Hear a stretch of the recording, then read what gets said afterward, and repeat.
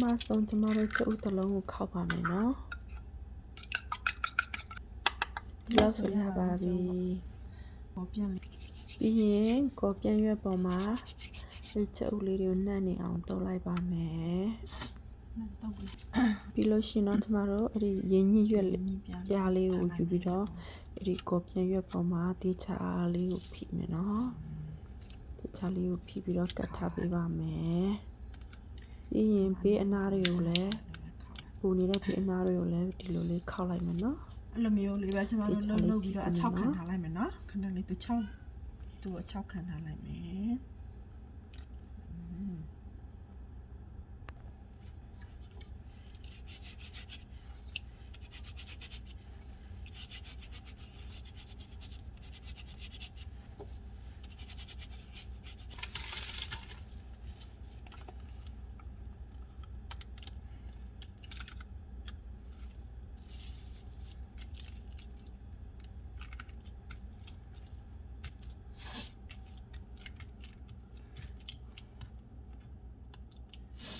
ဒီဘေးကပုံနေတဲ့ဒီ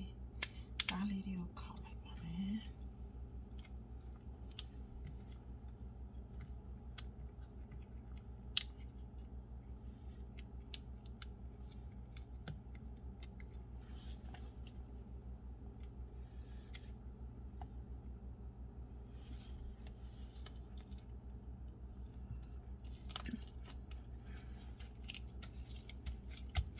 ကျမတို့အချောက်ခံထားအဲ့လိုမျိုးနဲ့ကျမတို့အချောက်ခံထားလိုက်ပါမယ်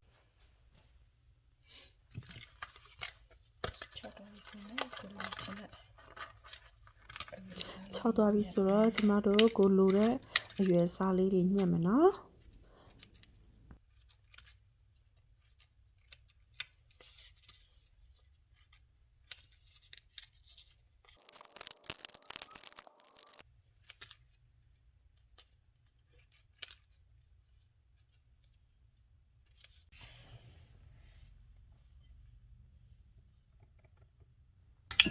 စားပြီးကြော်ပါတော့မယ်နော်စီပူလာပြီဆိုလို့ရှိရင်ကျမတို့စားကြော်လို့ရပါပြီနောက်တစ်ခုချင်းရိုးထည့်ပြီးတော့ကြော်ပါမယ်အလုံးနဲ့ကြော်ရင်းနဲ့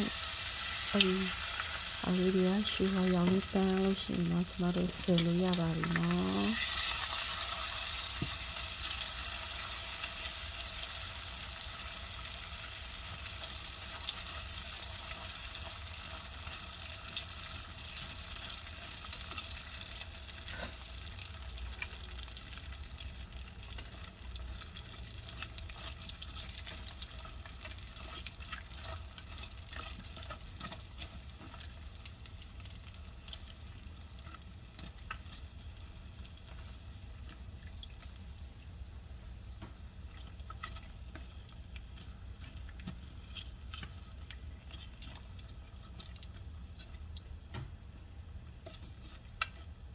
ဒီလိုရွှေရွာရောင်လေးတန်းလာဆိုဆယ်လို့ရပါပြီနော်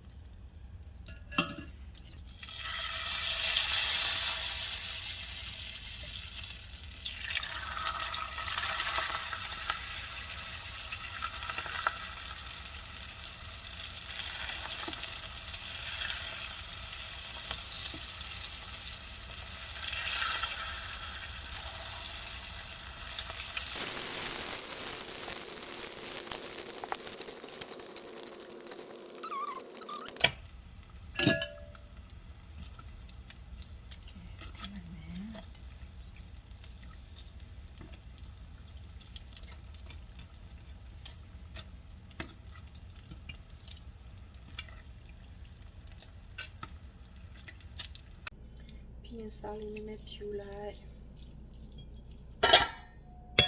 ဒီလေးခါလိုက်ဆိုရပါပြီနော်ဒါဆိုရင်ကိုရတာရှိတယ်ငါရေခွန်ကြော်လေးရပါပြီရှင်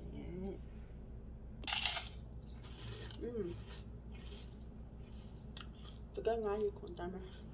ကျွတ်ရတယ်လောက်စားချင်းတော့အရင်လဲလွယ်တယ်ပါ